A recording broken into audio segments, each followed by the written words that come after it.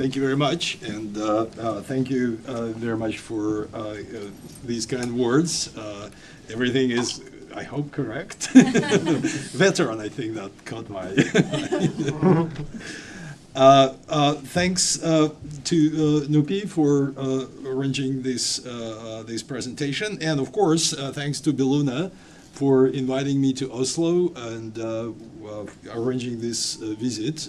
It's been a very good experience, and we talked about some of these issues, in fact, and we'll talk about them more. So the privilege of the speaker is that the speaker could kind of deviate a bit from the guidance that is given. So what I will try to do, I will try to give you an overview of some challenges in nuclear arena, nuclear arms control, disarmament, and nuclear order in general. And I would offer you some thoughts which are part of sort of a project I'm trying to work on, and I thought that that would be a good opportunity to get kind of your feedback, to get the reaction of the audience, because I know that you've been thinking about these things as well, and not necessarily in the kind of a narrowly nuclear domain. So of course, right now we're living in a challenging time, as they say, and of course the war in Ukraine is going on, and it's being fought in this kind of a shadow of nuclear weapons, and I hope we'll talk more about this in the discussion afterwards. But that's something that's an inescapable fact. We see that the traditional arms control architecture is crumbling. The not really last, but last major U.S.-Russian nuclear arms control agreement, New START, will expire in February, and we don't know what will happen. It's already been suspended for almost 2 years. We see that there are concerns about the viability of the non-proliferation treaty. Not exactly clear what will happen, how the developments in Iran will go on. We also see concerns, to me, quite worrying, about what they called allied proliferation. Sort of various U.S. allies are kind of discussing whether they need nuclear weapons. I think there has been this discussion in Europe, in places like South Korea, for example. We see we are living through it in real time. We see actually an assault on the Comprehensive Test Ban Treaty. That is, and it's still, the outcome is still unclear. We may see, I hope that we will not, but there is a danger that we will see the resumption of nuclear tests. And of course, if you are in the nuclear kind of a debate, you hear people saying that, oh, we have this kind of a nuclear three-way arms race coming between the U.S., Russia, and China, and this is all unstable. Everybody seen this three-body problem and all that. So it is fair to say that, yes, nuclear order, as we knew it, is in a crisis. I think that that's the statement of fact. The question I have is that is it a good crisis or is it a bad crisis? Is it a crisis that will maybe produce something new, or whether it will lead to some unfortunate developments, which could be pretty bad. In my view, and I think that's the point I've been trying to make, is that, of course, when you see the discussion of all these developments, people say like, oh, this is all deteriorating security environment. And very often you kind of feel that people take it as this is like a force of nature. This is like environment that just deteriorates, arms race just starts, and like we are just observers, which is manifestly not true. I think this is all what happens as a result of the choices that we've made, the decisions that we took, and the steps that we or didn't make. And so I think if we are to get out of this kind of crisis, I think that's the first thing that we should understand, and also we should try to look back and see what worked, what didn't work, and try to see maybe we could do something better. With all the problems that we have right now, I think the piece of the good news is that I think we are pretty far from the Cold War, when the United States and Russia and the Soviet Union had like 40,000 nuclear weapons. They were deployed all over the place, and they were ready to go on a pretty short notice. Today we're talking about a smaller arsenal, and about 1,700 on each side in Russia and the United States, and so we came down to some relatively low level. But yes, of course, now there are more nuclear weapon states or nuclear armed states. That is true. Now we see that all nuclear weapon states are, in various degrees, are modernizing their forces. We see new weapon systems that we don't really know quite what to do with, and there are concerns about our ability to control them.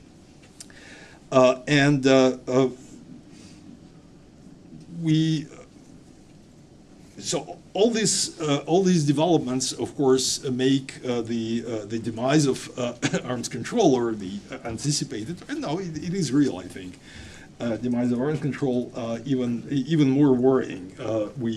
We may end up in February with no formal treaty that would constrain any of the nuclear powers,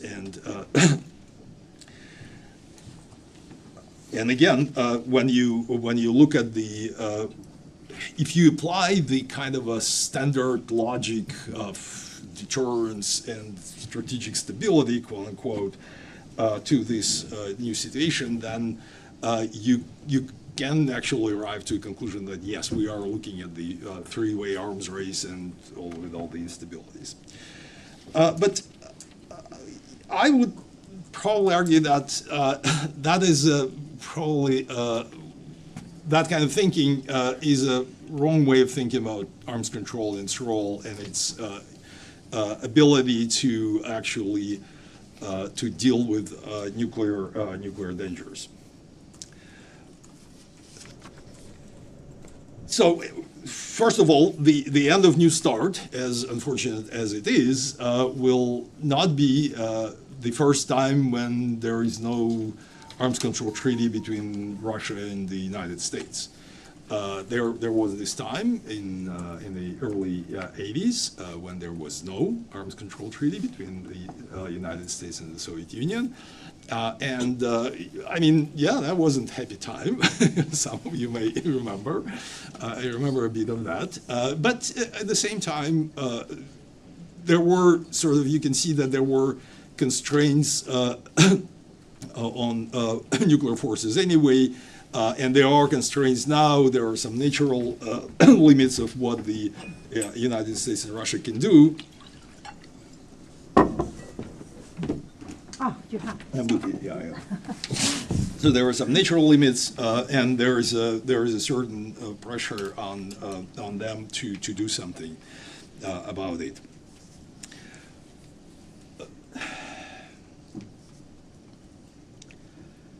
So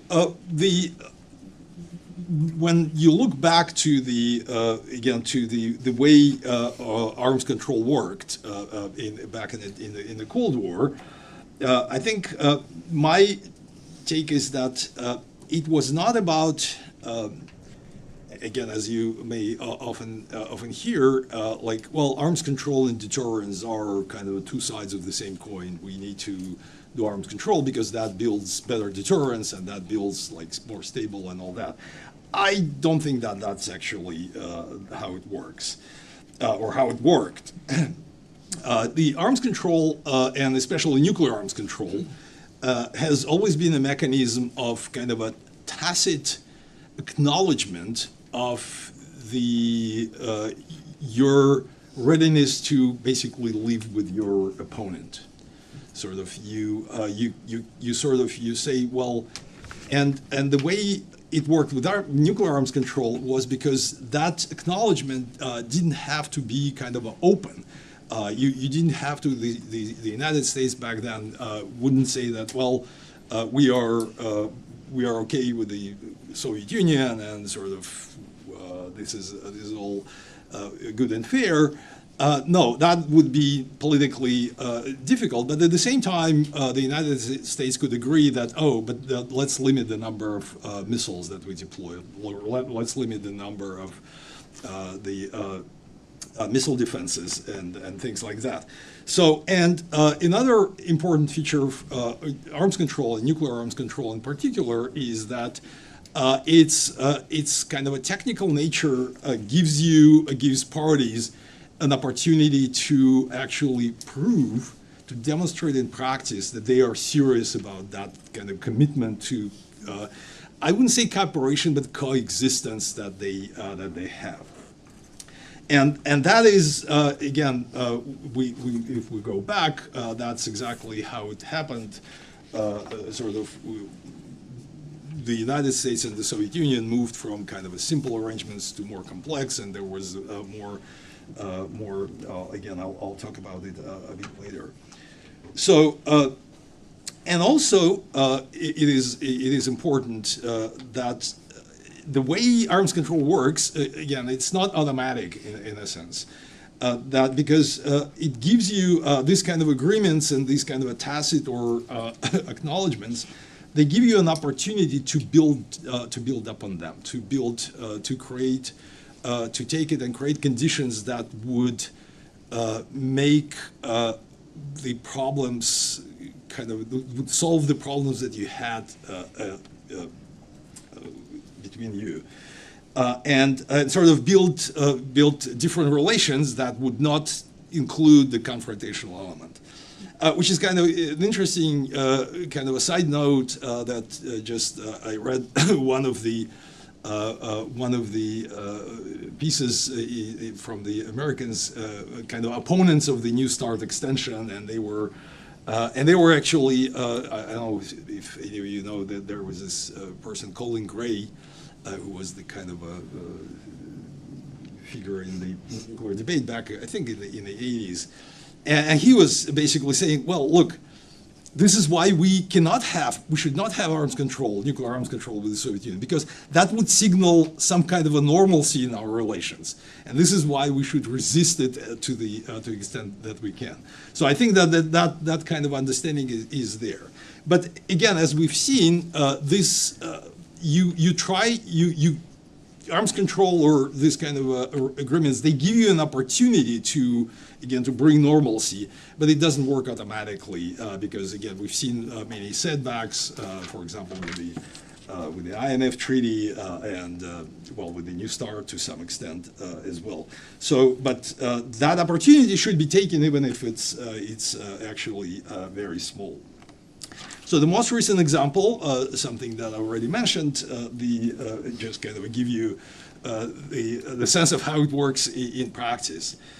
This Russian offer to abide by the limits of the New START treaty after the treaty ends. So for those of you who don't remember the details, basically the New START treaty establishes a limit of 1,550 deployed warheads on each side, and there are rules how do you count them, but that's the limit that is out there.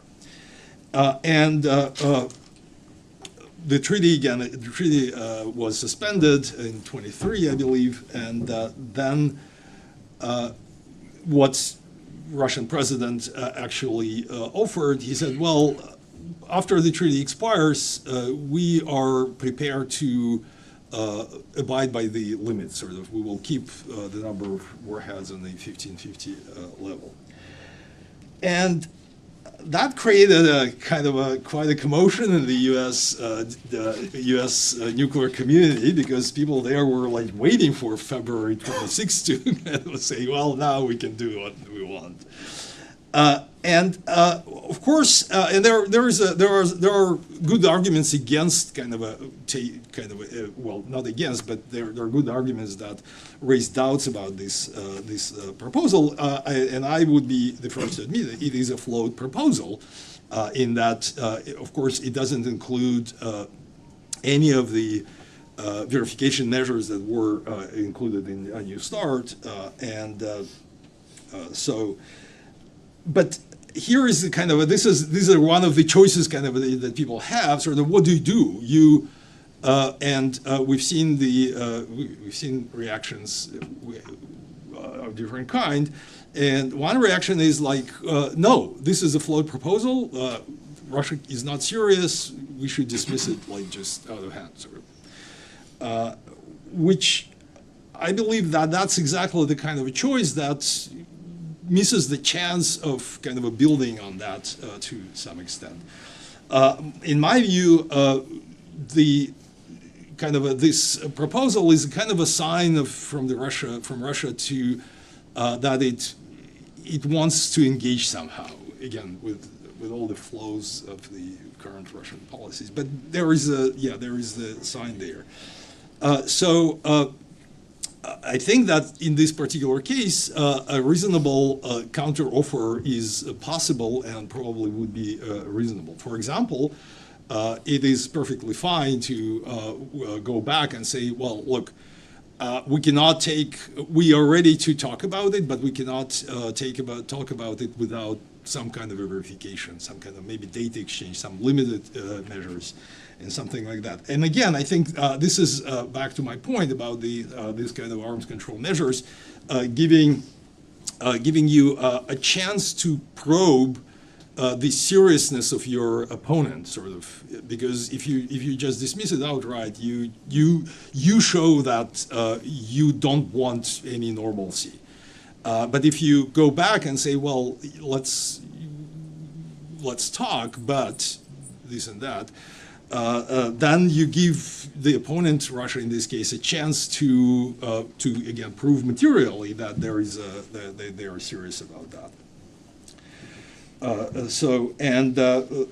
And again, of course, people immediately would say, like, well, Russia doesn't have a good record of compliance and doesn't really have a good reputation in terms of kind of trust, which is of course true. But then again, this is you cannot just kind of sit there and wait until Russia all of a sudden becomes a trustful state. No, it doesn't work like that. You need to kind of have a process that would at least give you an opportunity to arrive to that place.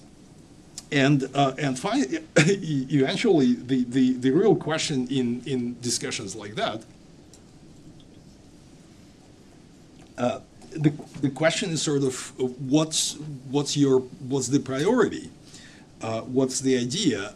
It's if the idea is to take another opportunity to tell Russia that it is not trustworthy, well, that's a choice that you make. If the idea is to try to reduce nuclear dangers and preserve some kind of arms control architecture, again, that's another choice that you make.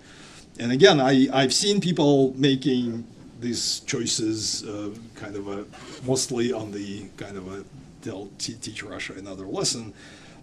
And I think that's one of the problems, one of the reasons why we are in not very uncomfortable place that we are.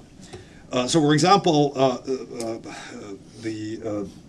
and it's a good example in the sense that it's a very unfortunate story, but it's an example of how this could be mismanaged. The INF treaty, the treaty that limited the deployment of intermediate range missiles in Europe, or in general, and that was kind of there were different ways of managing it.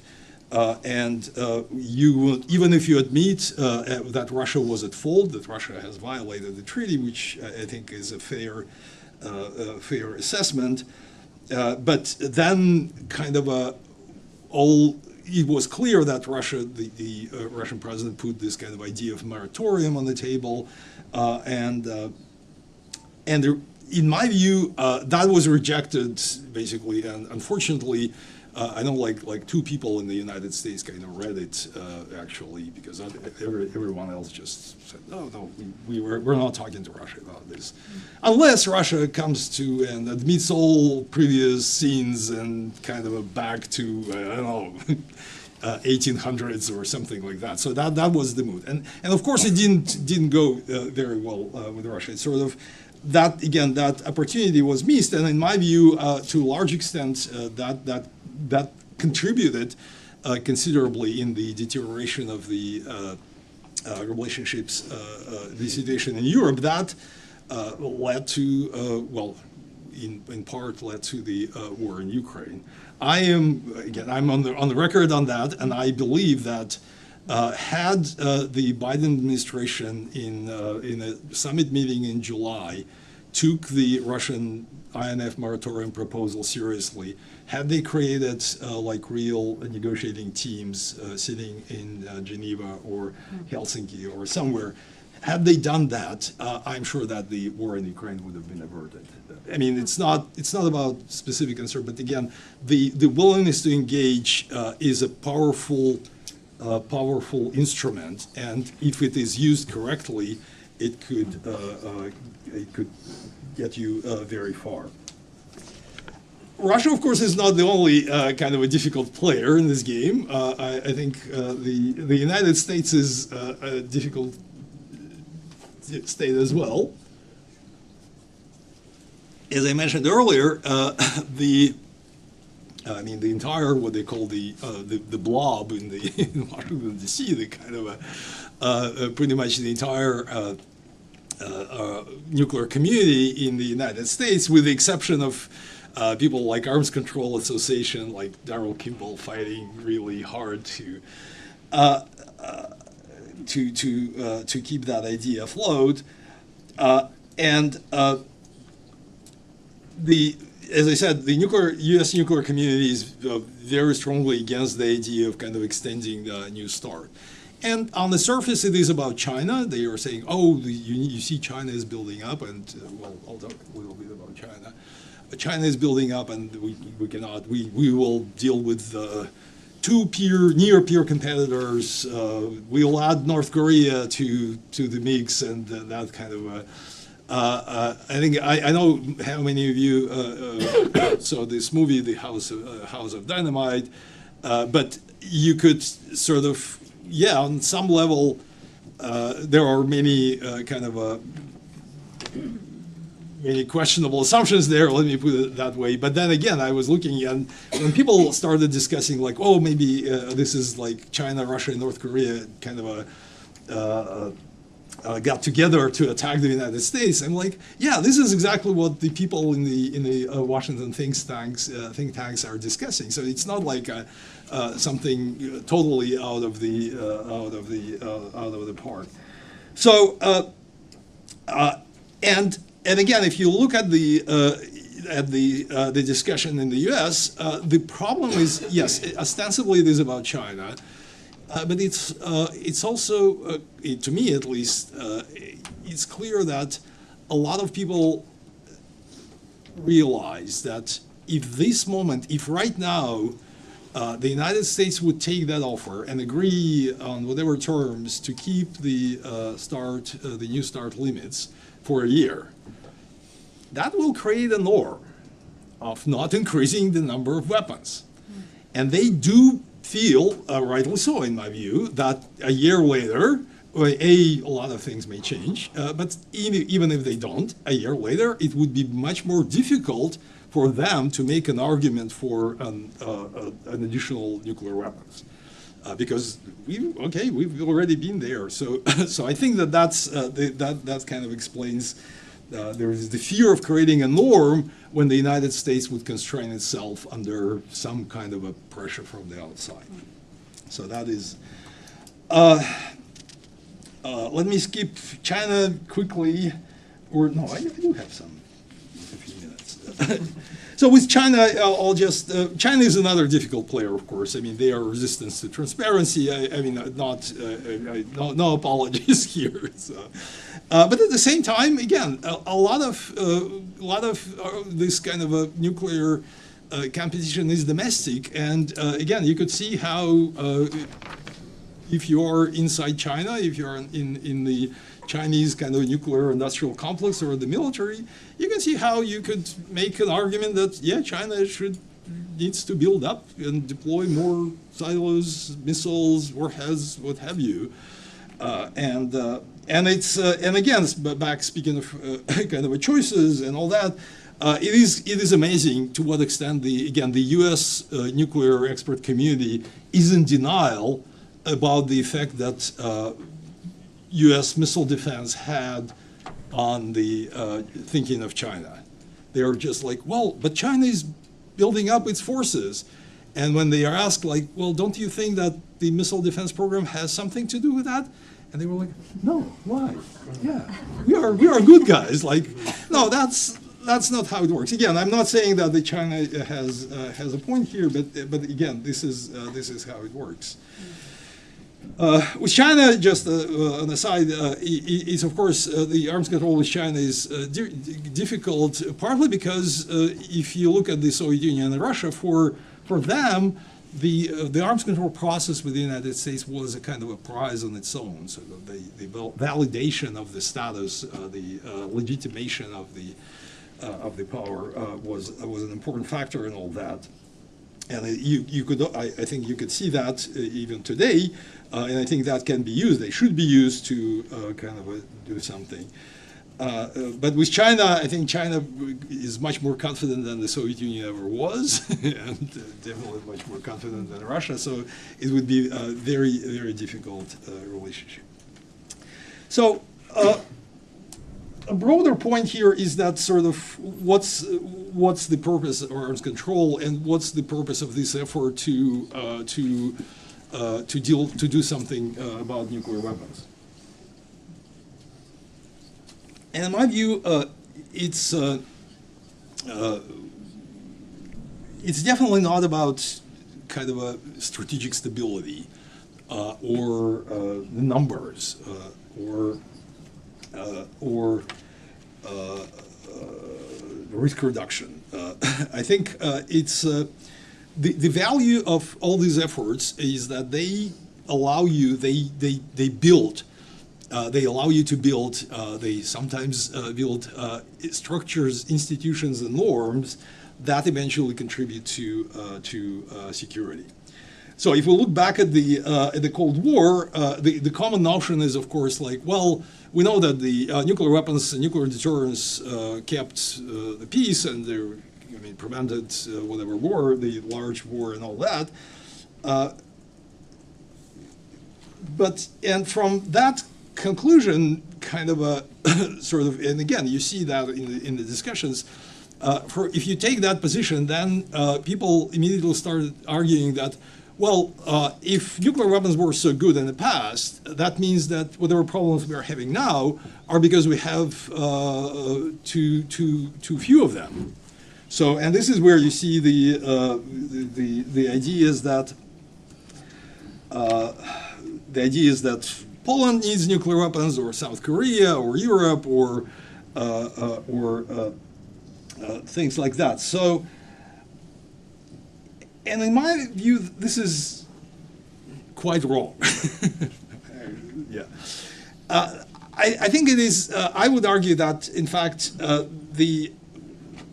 what we've seen during the Cold War, and to some extent now, we've seen that there was we've been creating a set of norms, agreements, arrangements, understandings, some of which are formal, some of which are pretty informal.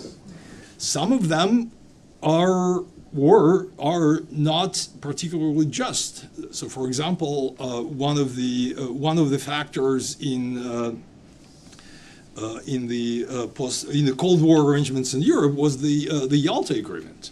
yeah, I mean, nobody would argue that that was a kind of a just and kind of especially to the Eastern Europeans, but that was part of this kind of a structure, yes, it is true that all these kind of all these mechanisms, they have been developed in the presence of nuclear weapons, so that you cannot really kind of separate them. But I would argue that basically nuclear weapons were not, well, definitely not the only factor that kept peace in Europe, but most likely it was not the main one, and I would argue that it was not the main one. Sort of again, the Soviet Union didn't invade France not because France had nuclear weapons; it just didn't want to invade France. Sort of that. I mean, I know this is counterfactual, but again, you could do these kind of calculations. And these norms, agreements, arrangements, they're pretty diverse. I mean, again, starting from the UN to the Non-Proliferation Treaty, we have this whole U.S., Soviet, Russian arms control. We had conventional arms control in Europe, the Conventional Forces Treaty. We have Chemical Weapons Convention. We have Comprehensive Test Ban Treaty. So we have all these things. We have, again, norms, dispute resolution mechanisms, which are not perfect at all, and most of them are not. But they actually do work. Sort of a few examples, if you will. So, for example, if you look at the well, just take the New START sort of extension. Sort of, yeah. There is a treaty, and there is something that Russia could offer to kind of extent. Sort of, again, we can dispute whether it's a good offer or not, but that's the. If we go back to the Russia in it's more than a year ago now, de-ratified the CTBT, the Comprehensive Test Ban Treaty. Sort of they said, okay, we cancel our ratification, but because of this kind of because the treaty is there, because the institution is there, there is a CTBTO, there is the international monitoring system. That line was not crossed. Again, right now, when you're looking at this whole U.S. Kind of a debacle around CTBT, it's also, I mean, it's not a very strong argument there, as it is not in the U.S. But still, there is this sense that, well, the United States is also participating, the signatory of the treaty, so there has to be something that would have to be done. So another example, which is kind of a little bit interesting, but if you look at the norms kind of behavior, take North Korea. North Korea tested what, six nuclear weapons? They could have tested them in the atmosphere. They are not constrained by anything. Like, they didn't, because that was like understood that's not something that you could do. You could look again. I mentioned earlier this whole problem with the Iranian program, nuclear program. Just imagine how these things would have developed if there were no NPT treaty and the IAEA safeguards. Again, we can see that things are imperfect, but nevertheless they are. And notably, even after the attacks in June, Iran stayed in the NPT. I mean, they had a discussion, and by all indications, they intend to stay in the treaty. I think what is, I think, important in this kind of a view of the developments is that all these arrangements, norms, treaties, and all that, they built a foundation for dealing with increasingly complex problems. So if you look, for example, at the evolution of the US, Soviet, Russian arms control, and you see the kind of the treaties, they went from like very simple treaties to more and more complex, including complex verification arrangements and kind of there were structures around that. So again, if you ever read the JCPOA, the agreement between Iran and the six parties, it was a very comprehensive. So that's there is a kind of a complexity there that they could manage. And of course, the complexity comes with the cost, and the cost is that it is difficult to manage these things, and there is what I think someone called the democratization of the international relations. So you need to take into account various views, and it can be messy, and it can actually question the place, the position, the authority of the old kind of a guard, and of the old structures of power. And in that sense, again, the old, as I said, the old structures of power, they just seem simpler. You just have nuclear weapons, you have nuclear deterrence, and you just kind of this is what you do.